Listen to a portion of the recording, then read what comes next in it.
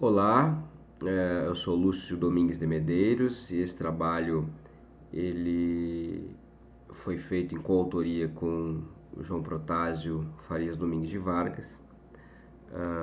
Eu curso mestrado no programa de pós-graduação em Direito da UFMG e João Protásio é aluno do doutorado. A universidade é situada na cidade de Belo Horizonte. Sou orientando, nós dois somos orientandos do professor Dr. Joaquim Carlos Salgado, juiz filósofo bastante conhecido no Brasil pela sua obra A Ideia de Justiça em Hegel, que é a sua tese de cátedra da Faculdade de Direito da UFMG.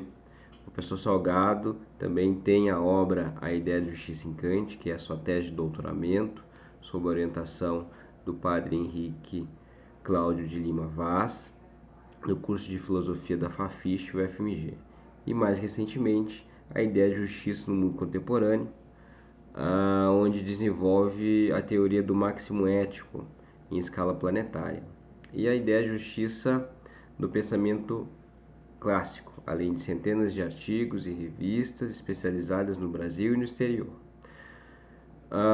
O presente trabalho está vinculado à disciplina 31ª Seminários Hegelianos, que é oferecida semestralmente há 2 décadas sob a orientação do professor Joaquim Carlos Salgado.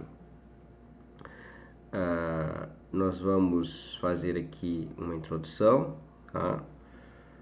E um desenvolvimento, uma conclusão e um encerramento. Só para a gente poder ter essa organização do trabalho. Bom, o tema que vamos desenvolver neste 9º Congresso Internacional da Sociedade Hegel Brasileira, na Unesp, tem como título A Transição da Moralidade à Eticidade na Filosofia do Direito de Hegel.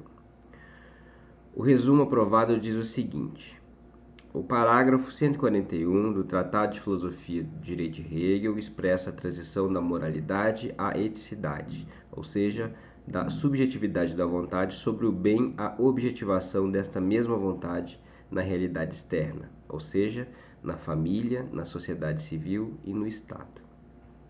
Como Hegel compreende que a moralidade, como segunda parte do tratado ou parte da mediação, é composta por 3 momentos: o propósito e a culpa, a intenção e o bem-estar, e a consciência moral. É justamente da unidade desta tríade que o indivíduo transita de sua consciência para a efetividade no mundo.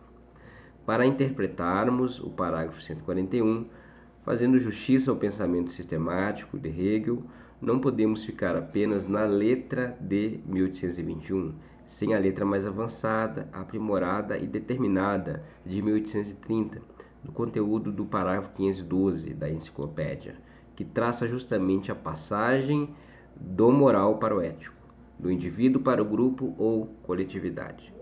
Se olharmos nas traduções brasileiras e portuguesa do parágrafo 141, veremos que Hegel coloca a moralidade como pressuposto lógico da eticidade, mas a procedência da moral só conforma o ético, na medida em que concretiza o direito abstrato, seja para o bem ou para o mal, seja para o justo ou para o injusto.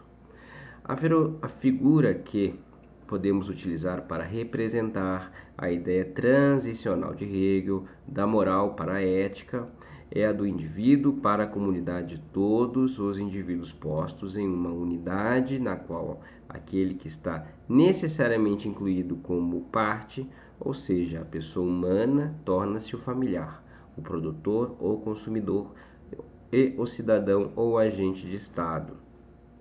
A nossa contribuição para o Congresso está centrada na leitura conjugada do parágrafo 141 da Filosofia do Direito com o parágrafo 512 da Enciclopédia, em uma perspectiva que segue o caminho dialético e especulativo. Bom, passemos ao desenvolvimento. Hegel possui o que podemos denominar uma teoria das transições, das divisões temáticas do desenvolvimento dos seus tratados, e isto é mais nítido na Enciclopédia das Ciências Filosóficas em Compêndio, cuja 3ª edição data de um ano antes de sua morte, em 1830. Porém, verifica-se que já na ciência da lógica se encontra o uso da técnica das transições.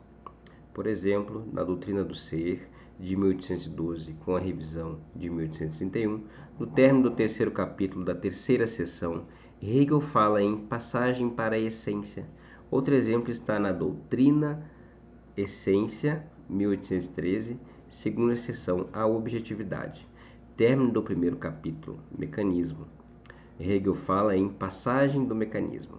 E, no final do segundo capítulo da mesma seção, consta a passagem do quimismo.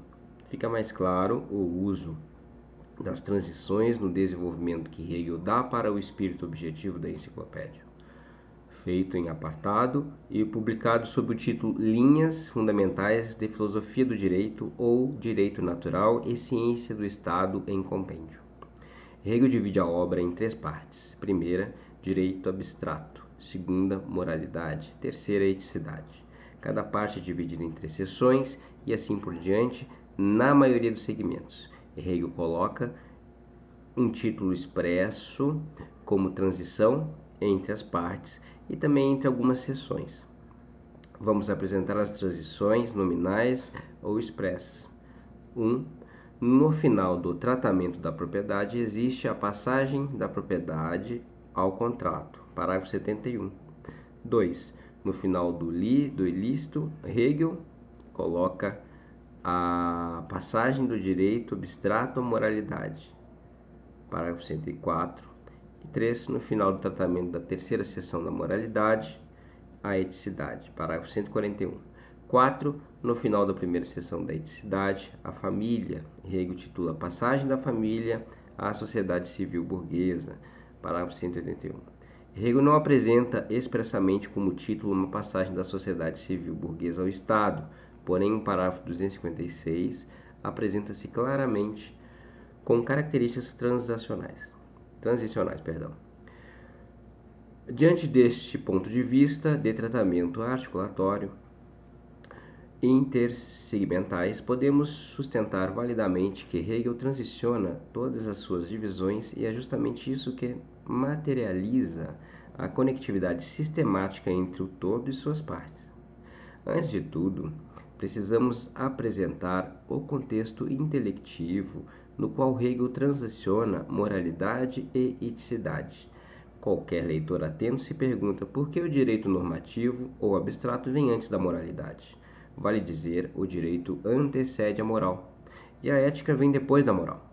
Estes termos, moral e ética, são distintos em Hegel, e para aquele que hoje em dia assume uma identidade de significado, para os mesmos podem estranhar e mesmo confundir a teorética hegeliana, pois para este a moralidade é a moral subjetiva, individual, de si e para si, cuja normatividade está limitada à vontade que se autodetermina nos estritos limites da atuação do próprio indivíduo, não podendo expandir-se para além dele. Em outras palavras, a regra moral não vincula outros indivíduos senão a si mesmo. Ora, se a moralidade não se expande para além do indivíduo que estabelece suas próprias regras de conduta, por que razão Hegel colocou o direito como anterioridade? A resposta nos parece muito simples, a partir da própria transição do direito à moralidade, que implica uma transição do conteúdo das normas jurídicas para a introjeção educacional do indivíduo como sendo o próprio conteúdo de sua moralidade. O indivíduo não nasce com normas morais inatas, ele precisa ser ensinado a respeitar o direito dos outros como condição para que os outros respeitem o seu.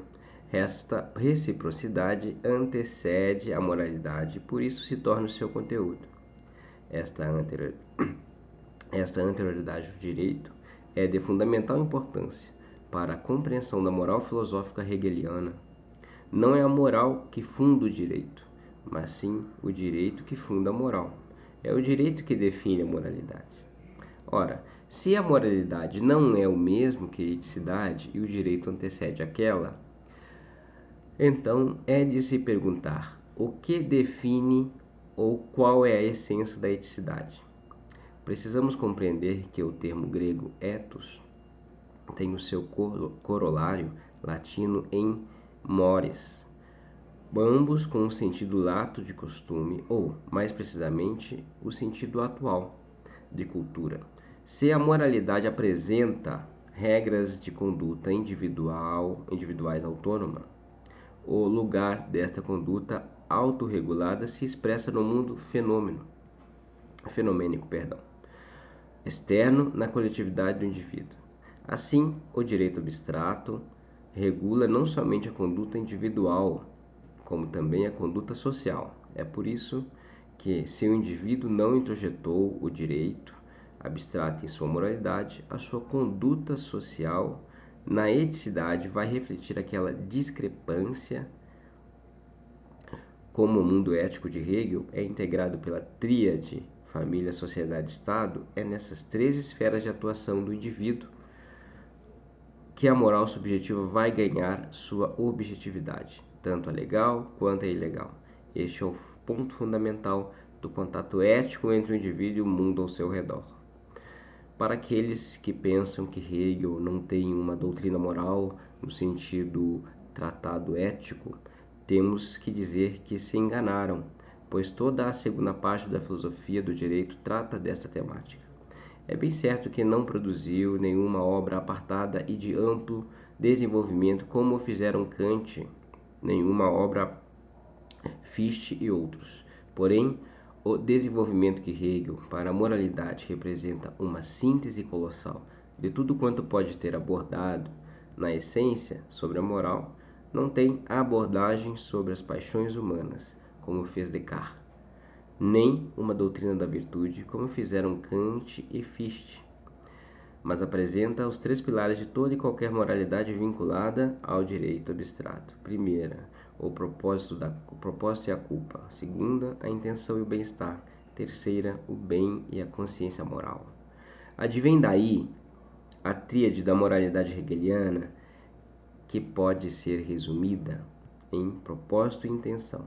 Bem, pois não existe propósito sem culpa, nem intenção sem bem-estar, e muito menos bem sem consciência moral. A partir destes três conceitos, todas as regras morais que o indivíduo pode estipular para si estão neles circunscritos. Hegel não mistura normas jurídicas, moralidade e eticidade, como o fizeram quase todos os tratadistas morais que o antecederam. Hegel está longe de ser um moralista, pelo contrário, tem uma crítica muito específica a este comportamento pelo qual o indivíduo se arroga no direito de determinar as regras de conduta da vida dos outros, ignorando o princípio da autonomia da vontade, que é justamente o ponto de partida de Hegel, conforme posto na introdução da filosofia do direito. Parágrafo 1º ao 32.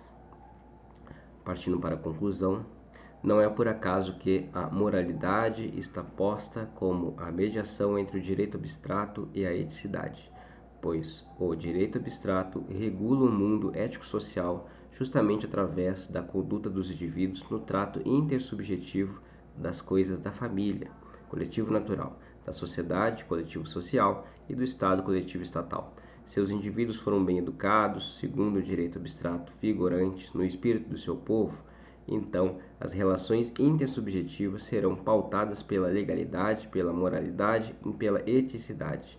Do contrário, as relações se estabelecerão de forma injusta, ou seja, pautados pela ilegalidade, pela imoralidade e pela antieticidade. Vê-se assim que o parágrafo 141 da Filosofia do Direito nada mais disse do que este trânsito que vai do sair de dentro de si para ganhar o mundo lá fora, levando consigo toda a carga de sua moralidade. Para o bem ou para o mal, é justamente para evitar ou corrigir o mal que a eticidade estabelece as suas instituições jurídicas em forma de tribunais, para processar, julgar e, se provado, condenar a conduta ilegal. O parágrafo 512 da enciclopédia apresenta a transição do moral ao ético, porém em uma outra versão agora mais calcada na passagem do subjetivo ao objetivo, do bom sentimento, do bem abstrato para a boa conduta do bem concreto. Vê-se assim que o lugar de realização concreta da moralidade só pode ser o mundo ético, que é o lugar em que todos os outros estão. No tocante à discussão entre o dever ser da moralidade e o ser da eticidade, pode-se deixar para outra abordagem, pois o que nos interessa mais aqui é enfatizar a transição necessária, tanto lógica quanto real, da moral para o ético. Hegel disse muito em poucas linhas, mas para apreender o seu pensamento precisa-se abordar o seu sistema na inteireza que se apresenta, pois sem esta abordagem Hegel parece dizer quase nada. Para o bom dialético, 2 palavras bastam. Esta é a nossa contribuição ao evento comemorativo dos 200 anos da filosofia do direito de Hegel. Obrigado pela audiência, estamos à disposição para perguntas ou debates que se fizerem necessários. Muito obrigado.